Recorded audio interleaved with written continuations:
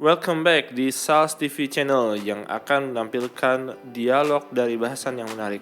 Untuk kalian yang baru ikut channel ini, jangan lupa subscribe dulu.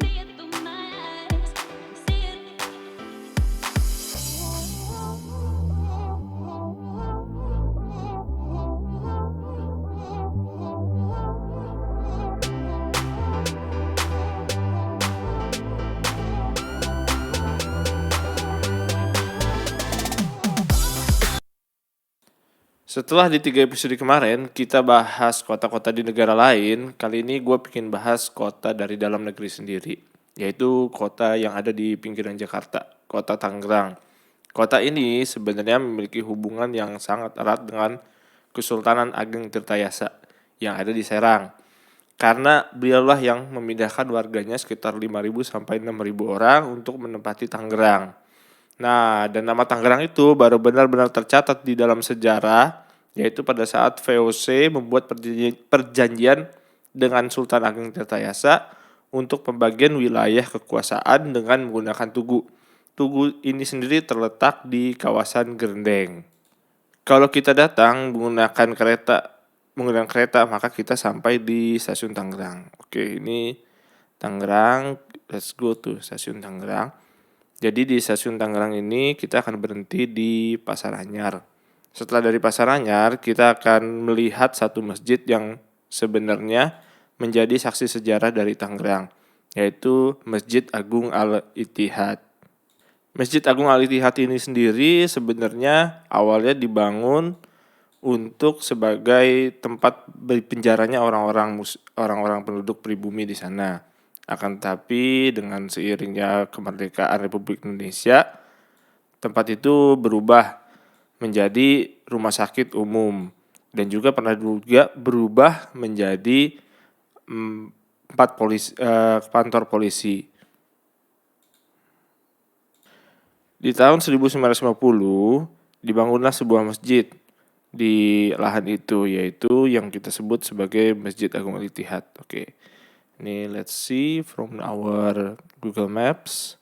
Nah, ini Masjid Agung Ittihad sekarang ini sudah direnovasi. Sebenarnya Masjid Agung Ittihad ini dibangun hanyalah satu lantai. Tapi dengan keadaan sekarang sudah dilakukan renovasi oleh pemerintah Kota Tangerang. Nah, kalau kalian pernah ke Masjid Agung Al-Ittihad ini, kalau kalian temuin furnitur di dalamnya itu sebenarnya furniturnya memiliki nilai sejarah sendiri dan memiliki nilai yang kultur sendiri.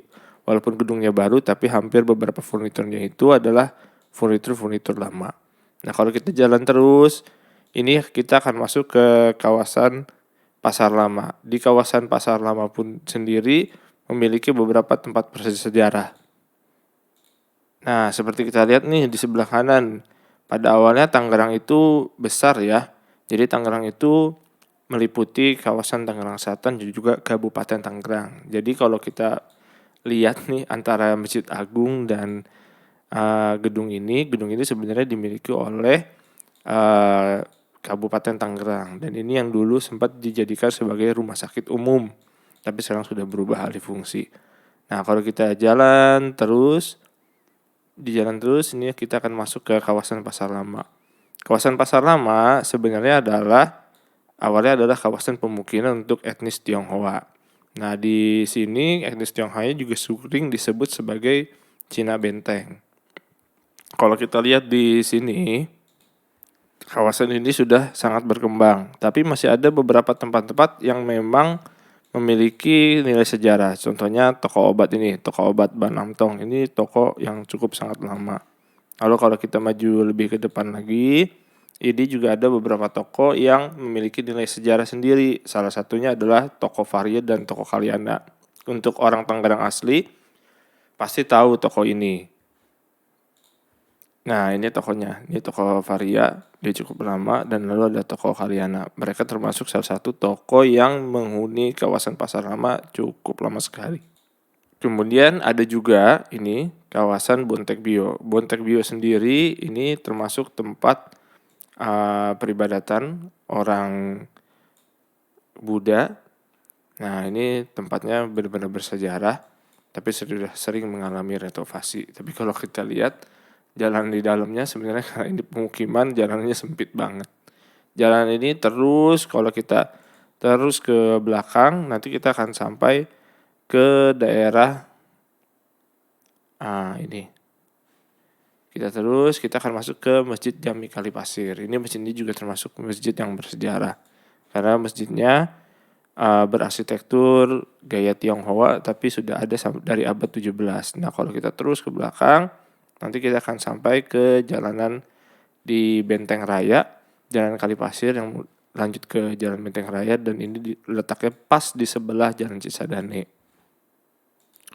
Para etnis Tionghoa di sini pun yang sering disebut sebagai Cina Benteng sebenarnya memiliki sejarah sendiri bahwa mereka sebenarnya pada saat itu Laksamana Cheng Ho pada tahun 1407 mengirimkan ajudannya dan dia mendarat di Teluk Naga. Pada saat dia mendarat di Teluk Naga, mereka melakukan interaksi terhadap penduduk lokal dan mereka menetap di sana, kawin di sana, lalu anak beranak pinak, dan merekanya pada saat ini mereka tidak terlihat seperti orang Cina tapi lebih terlihat orang dengan mata sipit dan kulitnya sawo matang.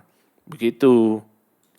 Tangerang sendiri selain menjadi pusat perdagangan saat ini karena letaknya pas dekat dengan pusat penunjang kota Jakarta, mereka juga mempunyai sistem pengairan yang sangat baik. Salah satu sistem pengairan sangat baik adalah mereka mempunyai sebuah bendungan yang disebut juga Bendungan Pasar Baru, yang pada saat itu sering disebut juga sebagai Bendungan Sanggego karena letaknya memang dekat dengan daerah Sanggego. Dan kita juga orang Tangerang sering menyebutnya adalah Bendungan Pintu Air 10 karena ada 10 pintu di sana. Bendungan itu dibuat di tahun 1927. Nah, untuk lebih jelasnya gue akan liatin kalian Bendungan Pasar Baru di Google Maps. Nah, ini dia Bendungan Pasar Baru. Di Bendungan Pasar Baru ini kalau kalian lihat ini sebenarnya adalah Kali Cisadane. Kali Cisadane ini kalau ditelusuri terus dia akan bermuara di laut di Teluk Jakarta. Nah, oke, kita lihat sekarang nih. Kalau dari bentuknya adalah seperti ini. Makanya sering disebut sebagai a little bit closer. Oke, nah ini bentuk bendungannya. Nah, jadi ada 10 nih kalau ini 1, 2, 3, 4, 5, 6, 7, 8, 9, 10 gitu. Nah, setelah itu di daerah Bendungan Pasar Baru ini kalau kita lihat ini akan nyambung dengan daerah Teluk Naga yang tadi udah gue ceritain. Nah, ini di daerah ini pun kalau kita tahu ada airport Soekarno-Hatta. Ini di airport Soekarno-Hatta. Airport Soekarno itu termasuk airport yang utama di Jakarta dan letaknya ada di Cengkareng. Jadi kalau kalian bilang airport Soekarno-Hatta itu adalah terletak di daerah Tangerang. Selain itu di daerah Teluk Naga ini seperti tadi gue ceritain dia bermuara ke laut. Oke, kita lihat di sini kalau kita terus ikutin jalan ini maka nantinya kita akan sampai ke laut. Nah, ini sampai ke sini. Untuk itu sebelum gua menyudahi untuk episode kali ini, gua akan beri kalian strolling di daerah Teluk Naga yang benar-benar menurut gua indah banget karena kalian nggak tahu bahwa ternyata aneh namanya Teluk Naga karena memang di tahun 1669 banyak pulau-pulau kecil di situ, tapi akibat terjadi sedimentasi dari Gunung Salak, letusan Gunung Salak, akhirnya pulau-pulau itu terbentuk bergabung menjadi satu, menjadi sebuah teluk yang disebut Teluk Naga. Dan itu dibuktikan di tahun 1534 oleh seorang penulis sastra Portugis bahwa sebenarnya daerah ini adalah pulau-pulau kecil yang bergabung menjadi satu akibat sedimentasi. Oke, segitu aja untuk saat ini.